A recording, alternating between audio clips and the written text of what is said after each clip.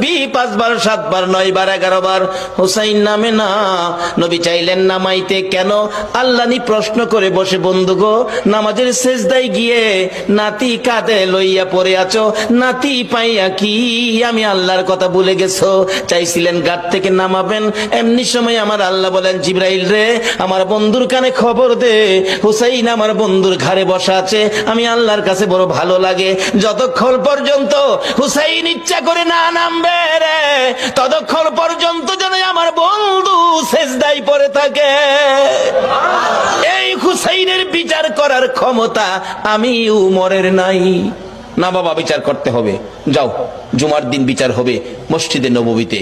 ওমর রাষ্ট্রপতি মিম্বরে উঠে ঘোষণা দিলেন, হুসাইন আছেন? হ্যাঁ। আমার ছেলেরে গোলামের বাচ্চা গোলাম কইছেন? হ্যাঁ কইছি। তা আমি তো রাষ্ট্রপতি, আমি তো কোনো গোলাম না, আমারও গোলাম কইলেন, ছেলেরে বাচ্চা গোলাম কইলেন, কই গোলামি করলাম? ও ইমাম হুসেইন আঙ্গুল ইশারা করে বলে, ওমর, আমার সামনে